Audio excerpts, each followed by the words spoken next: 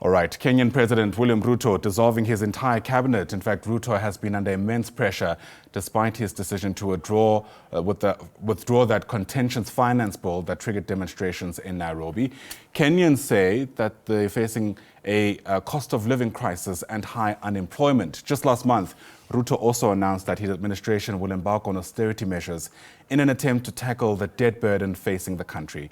Let's unpack this a bit more with a political analyst based in Kenya, beg your pardon. That's Ashtone Osore, who joins us now for his thoughts. And Ashtone, it's great to have you on the program. Thanks for making time for the SABC. William Ruto, in that address yesterday, said that upon reflection and listening to the people of Kenya, he's decided to go about dissolving his entire cabinet. How far do you reckon this will go in calming those turbulent waters, so to speak, in parts of the country? Yeah, I haven't gotten you very well. There is a problem in our network, but I will continue. The president is allowed to take the step he took and fire the cabinet secretaries the way he did, allowed by Article 152(5)(b) of the Constitution. And that step has been a step that has been given so much. It has been received very well by the people on the ground from all sides, both members of the opposition and those who are members of the government.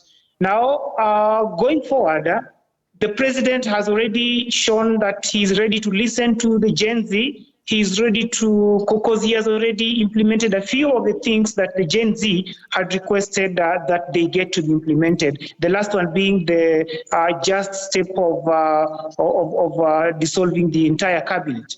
We can say that the president has already shown interest of listening, and he is on the right track to making sure that he advances the agenda of the common Kenyan citizen.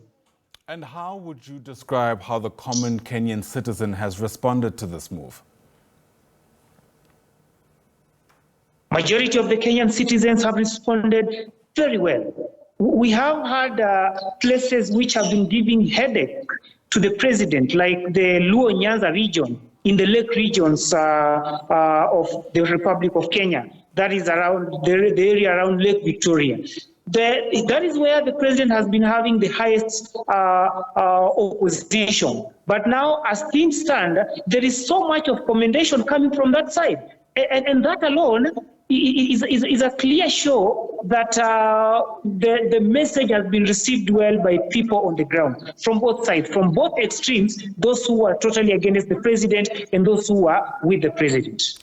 Is it enough to save the president himself? We know that some of those protests, of course, started to push back against the finance bill, but in many instances, they morphed into calls for him to step down. Yeah, the Gen Z have already started going towards that direction of making sure that they make him get out of the seat. But then we all know this government came into power through a democratic process of election. And the same way, this government will get out of power through the same democratic process or by constitutional means. You know, Gen Z cannot come with something that is outside the Constitution of the Republic of Kenya, especially viewed in the view of Article 3, Sabbatical 2, Sabbatical 1 and 2. So it's difficult to say that they will come out of that framework of the Constitution. They must stick themselves in the framework because the government came into power through the framework of the Constitution in the highest article of 138, from Article 1 all the way to 10. And the same way the government will get out of the means. Any means that is outside the constitutional means, then that is unlawful. That government cannot be accepted. That would be now beginning panic. All right. I do have to apologize to our viewers. It's not our best connection that we have to you, Ashtone, so we'll leave it there for now. Ashtone Osore is a political analyst based in Kenya. Thanks very much indeed for your time.